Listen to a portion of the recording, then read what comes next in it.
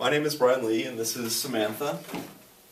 We are co-therapists with our client, Conrad Jarrett, and we have been seeing him for about 2 months now, ever since he was released from inpatient stay at a hospital for a suicide attempt. He was referred to us by the hospital. We have dealt with many clients just like this before, and Conrad's cases, they're all different in their own way, but he was very similar in many ways too. As we theorize after talking with Conrad, his suicide attempt was not just a cry out for help or a cry to stop the pain. It was a definite, true suicide attempt. He tried to, he used a blade and did 2 lateral lacerations on each wrist on the main artery.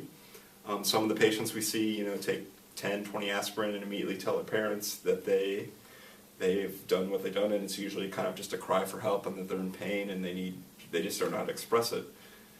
And I think Samantha agrees with that.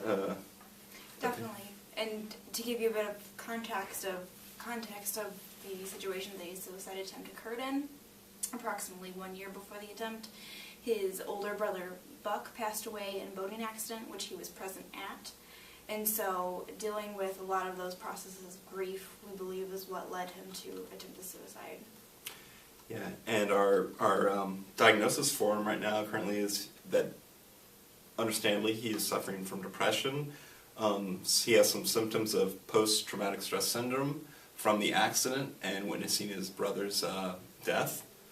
And he definitely is suffering from overwhelming guilt for surviving that accident while his brother passed away in this boating accident. The brief background of the accident is the 2 were sailing on Lake Michigan and they got caught in a bad storm. The boat overturned, and his older brother Buck was not able to hold on long enough to stay above the water and drown. And actually Conrad feels overwhelming guilt for surviving when he.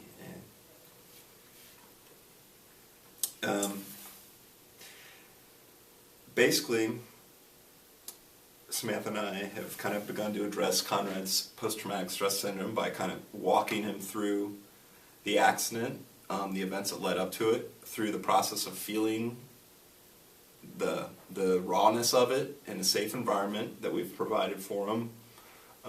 After a couple sessions, we think he's relatively very comfortable with us, especially, as we'll get into later, through some of the chaotic situation at his home right now. And we believe we are making progress with that. Definitely. We've seen him be able to tap more into his emotions as the sessions went on. At first he was very flat and very afraid to feel anything from anger to hurt to sadness to the guilt over his brother's loss, because any kind of feeling was very, very painful. However, as the sessions go on, we see him being able to own up to his emotions and learn that he can experience these very negative, painful emotions without it leading to another suicide attempt, which I think was part of his concern. Yeah, and exactly what Samantha said.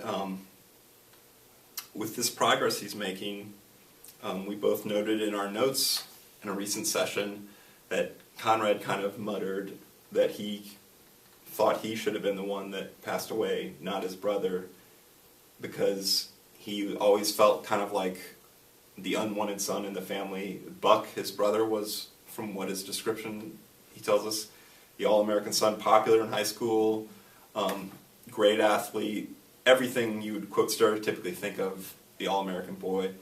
And his parents adored him for that, and Conrad was always kind of in the background admiring his brother and watching, kind of basking in his glow.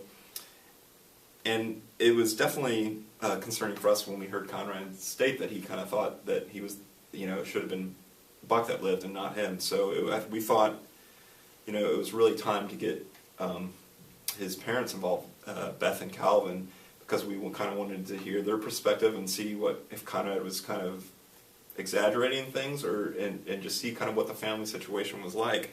So at this point, we brought in the whole family. We sat Conrad in a chair to the left of a couch that we had set up, and we placed Calvin and Beth both on that couch. And it was, to both of our notes, we noticed right away that Calvin and Beth, the husband and wife, Conrad's mom and dad, sat as far away as they could on the couch. And any communications that should have been taking place between those two were aimed at Conrad. They looked at Conrad as they would communicate with each other. It was a very tense atmosphere. It came to light that Beth actually did not want to join the family for counseling. She very much believes that any problems within the family should be kept within the family and not discussed with anyone outside. She also firmly believes that any kind of mental health care and mental health illness is a sign of weakness. So getting her on board and willing to participate was definitely a huge hurdle for therapy. Yeah, we noticed kind of the family process of dysfunction was very similar kind of to the Bowman model that we've read about in one of our books when we were going through school. A lot of the reactivity between Conrad and his mother was especially kind of high, poor emotional differential by the mom. There was constant displeasure by the mom about being there at the session. She was wondering how she fits into this whole counseling session and she even made kind of I wouldn't say shocking, but it's a telling statement that, she didn't understand why she was there when it was her son is the one that tried to commit suicide. And after as we said, the hostility was open and apparent, to us at least, but it was more kind of a passive-aggressive between the family. And after the first session, we gave them some literature on genogram, and we as their homework assignment, we had them all each complete their own genogram and bring it back to our next session. And from our next initial session in studying those genograms, I think we definitely kind of noticed a triangulation in the family. Mm-hmm. It was apparent, or it was becoming apparent, that Buck, the oldest son that has passed away, Calvin and Beth, we believe, have not been close for a long time in their marriage, and Buck was kind of a way for Beth to fulfill some of her unmet emotional needs with her husband because they've grown so far apart. And when Beth would describe Buck, it was almost like it was adoring. It was almost like a high school girl crush when she would describe him. And Calvin was just not emotionally available because I think for one reason or another we haven't got that far yet with the family, but they have grown apart over the last couple of years. And when Buck died, Beth was left without that. She was left with no emotional connection to any male figure, or she was basically left alone in her family. And the new focus of triangulation became Conrad, the surviving son, who was never the popular son in the family. And instead of adoring him, he became the focus of all her anger and grief for the passing of her son Buck. Yes, definitely. And it also became very much an implicit agreement amongst all the family members. At one point, Calvin commented that he feels like he's sitting on the fence between Beth and Conrad, and that he's kind of pushed and pulled between both of his family members. And at two different parts in therapy sessions, Beth has accused Calvin of never sticking up for her, and that he has always been apologizing to Conrad ever since his suicide. At the same time, Conrad has admitted that he doesn't think Calvin is on his side, and he doesn't think his dad is sticking up to his mom for him. So there's almost, after Buck's passing, there became almost two new triangles that are very much in competition, but very much implicitly agreed upon. And unhealthy.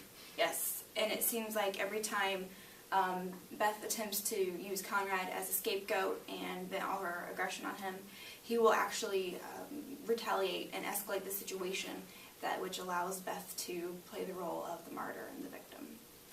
And we've noticed in the past session or two that Calvin and Conrad are becoming very open and warm to this process.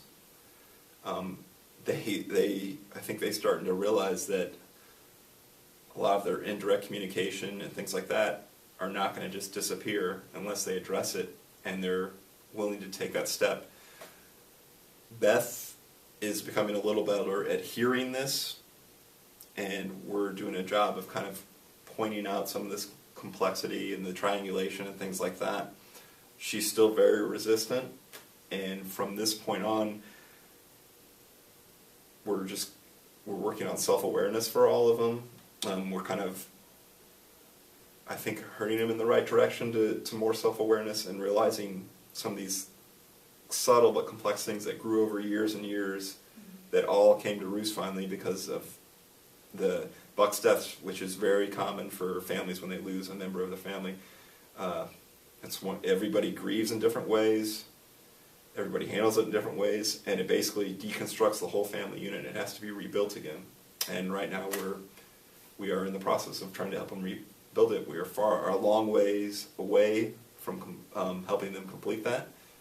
We don't know what the outcome will be, but we do know that 2 of the 3 are very willing, and they're making progress, and we're hopefully going to attempt to stop this vicious cycle.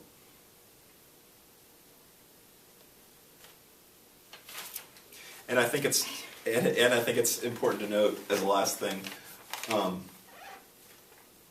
we are continuing one-on-one co-counseling with Conrad along with family sessions too, because we feel like the suicide and the depression and the post-traumatic stress syndrome, we feel like Conrad needs to be in a safe place to openly talk about his family and things like that, and all the issues surrounding that, in a safe environment with us, and he doesn't feel totally comfortable with everything around his mom and dad yet.